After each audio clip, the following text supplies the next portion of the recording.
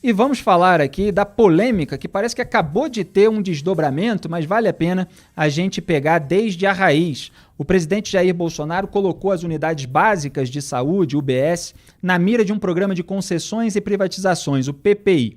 O governo publicou ontem um decreto assinado por Bolsonaro e Guedes que prevê a realização de estudos de parcerias com a iniciativa privada, alegadamente para a construção, a modernização e a operação das unidades do SUS. De acordo com o programa, o principal ponto do projeto é encontrar soluções para a quantidade significativa de unidades básicas de saúde inconclusas ou que não estão em operação no país. O deputado Rubens Bueno, vice-presidente nacional do Partido Cidadania, apresentou um projeto para derrubar esse decreto. Para ele, trata-se de uma abertura perigosa para privatizar a saúde e lembrou que o Ministério da Saúde não participa do planejamento do programa. O deputado do PT, José Guimarães, apresentou um projeto com o mesmo objetivo. Ele argumenta que a medida do presidente contraria o princípio constitucional da vedação ao retrocesso. O Ministério da Economia afirmou em nota que a inclusão das UBS, Unidades Básicas de Saúde, no programa de parcerias de investimentos, o PPI, foi solicitada, sim, pelo Ministério da Saúde. Diego, você quer acrescentar alguma coisa a respeito disso? Pode falar. Só ressaltar que foi uma enxurrada projetos nesse sentido aí. Você citou dois, do Rubens Bueno e do Zé Guimarães, mas foram vários ao longo da tarde, principalmente, claro, o pessoal da esquerda fez muito barulho, conseguindo emplacar durante o dia a narrativa de que seria uma privatização da saúde. A gente lembrou no site, no Antagonista, Felipe e todos que estão nos acompanhando, que não é bem assim essa questão aí da esquerda fazer esse barulho todo, há uma hipocrisia por trás disso. Porque Exato. A gente deu o exemplo do Wellington Dias no Piauí, fazendo lá um contrato de parceria de uma UPA no município do Piauí de São Raimundo com a Cruz Vermelha, o Jacques Wagner e o próprio Fernando Haddad também fizeram coisas semelhantes em suas gestões, Felipe. Exatamente, Diego. Eu ia comentar muita coisa aqui que o próprio governo até já começou a falar. Então, o Antagonista acabou de anunciar o seguinte: o Jair Bolsonaro revoga o decreto sobre gestão privada de UBS. Está aí o tweet, para quem acompanha com imagens o Papo Antagonista. O Bolsonaro escreveu: o SUS e sua falsa privatização. Temos atualmente de 4.000 UBS e 168 unidades de pronto atendimento UPA inacabadas. Faltam recursos financeiros para a conclusão das obras, aquisição de equipamentos e contratação de pessoal. O espírito do decreto 10.530, já revogado, visava o término dessas obras, bem como permitir aos usuários buscar a rede privada com despesas pagas pela União. Então está aí o tweet do Jair Bolsonaro, em que ele diz que o decreto já foi revogado. Também há uma outra informação de que o Planalto viu um erro de comunicação, e isso fazia parte do comentário que eu ia fazer nesse decreto sobre o UBS. Mas que bom que o governo, pelo menos, está reconhecendo isso. O Bolsonaro decidiu revogar e o Antagonista apurou que no Planalto a culpa é atribuída aos Ministérios da Economia e Saúde, que erraram ao não fazer uma boa comunicação para anunciar a medida. Segundo auxiliares do presidente, o objetivo era criar parcerias público-privadas para a conclusão de obras e gestão de UBS. O decreto, porém, foi visto como uma brecha para o governo privatizar a atenção primária do SUS, o que deixou Bolsonaro irritado. Um articulador político do Planalto comparou o caso à portaria sobre aborto. Aí o Antagonista lembra que em agosto a Saúde editou uma portaria que obrigava médicos a avisarem a polícia quando uma vítima de estupro solicitasse o procedimento de aborto. Em setembro, após a repercussão negativa, Bolsonaro mandou Eduardo Pazuello, ministro da Saúde, reeditar a portaria. Ele disse na ocasião: é um recuo estratégico, o governo pode colocar o tema para ser rediscutido e dar uma outra abordagem. É um clássico erro de comunicação. Muito bem, isso fazia parte do que eu ia comentar, assim como o Diego fez menção a respeito da utilização de PPP, dessa parceria público-privada, por governos petistas, inclusive o da Bahia. A gente tem aí print, inclusive, do site do governo da Bahia. A gente separou aqui, para quem está acompanhando com imagem, vamos ver se a produção coloca, mas eu registro que está lá no site, acessível para qualquer um, falando da primeira experiência de PPP na área de saúde pública no Brasil, lá no Hospital do Subúrbio, em Salvador, desenvolvida pela CESAB e avaliada como um dos 10 mais inovadores projetos de saúde do mundo pela KPMG, Organização Internacional. Aí tem todo um texto a respeito de cada caso. E essa unidade hospitalar, diz lá o site do governo petista, recebeu prêmios importantes pela ONU, pelo Banco Mundial, etc.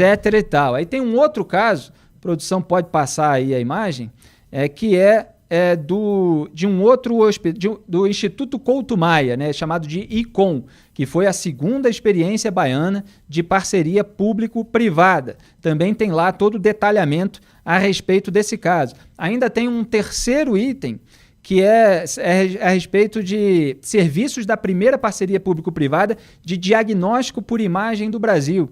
Então, tudo isso foi feito lá no governo do PT na Bahia. No entanto, a esquerda, inclusive a esquerda petista, reage de uma maneira bastante caricata a um anúncio que, é verdade, foi feito com uma má comunicação.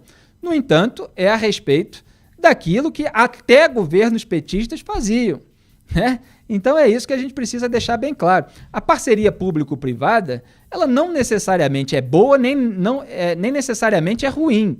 Depende de como ela é feita, de quem faz, evidentemente. Eu cansei de mostrar, anos atrás, Diego, um vídeo do Lula em que ele falava assim, não, o ideal para a gente é a parceria público-privada. E ele falava isso, Diego, no contexto da usina de Belo Monte. Então, eu comentava isso num texto que eu chamei de O Belo Monte de Propina, porque depois vieram as delações premiadas e mostraram que a propina ali na construção da hidrelétrica de Belo Monte era dividida entre petistas e MDBistas. Quer dizer, uma relação público-privada viciada, contaminada pela corrupção típica do Brasil. Cláudio Dantas, inclusive, fez uma nota agora em otagonista.com, pouco antes de eu entrar aqui no estúdio, falando também do risco dessa PPP virar uma possibilidade para a corrupção, como aconteceu lá no Rio de Janeiro, com as organizações sociais no esquema apontado como parte do esquema do Wilson Witzel, o governador que acabou afastado no Estado. Então é preciso que o debate público seja feito de uma maneira menos caricata. Só que você tem militância de cada lado, e aí você tem lá a pautinha da esquerda. Não, é contra a privatização. Então qualquer estudo que se faça a respeito de uma parceria público-privada, né, sobre unidade de saúde, nem é a privatização completa do SUS que está sendo anunciada, já se grita contra, porque a esquerda também precisa posar de defensora dos fracos e oprimidos e demonizar os seus adversários. E por parte de uma direita também mais caricata, há sempre aquela coisa de se vem do governo Bolsonaro, se é de uma agenda mais liberal, mesmo que tenha sido, em geral, abandonada por esse governo, então necessariamente é uma coisa positiva. Aqui não, aqui a gente mostra tudo em suas nuances, Diego. E eu sei que é clichê, mas é preciso dizer que essa é a turma que grita viva o SUS e quando tem uma unha encravada vai para o Sírio-Libanês ou para o Albert Einstein, né, Felipe? Então também tem essa outra vertente aí da hipocrisia petista e da esquerda como um todo.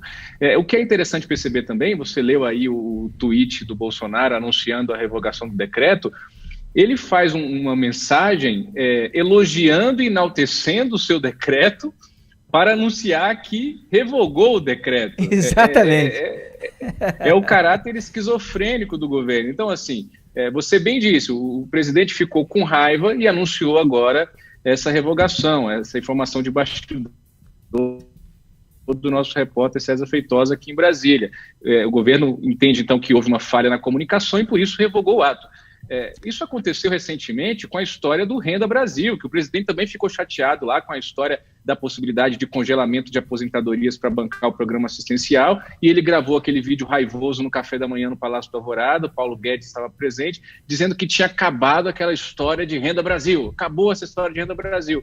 E no dia seguinte não acabou coisa nenhuma, o governo está aí trabalhando Renda Brasil. Então, concluo dizendo, Felipe, que é muito provável, ou não é impossível, que amanhã, aqui no Papo Antagonista, você esteja trazendo para os ouvintes e espectadores a informação de que o governo voltou atrás do voltar atrás em relação a esse decreto.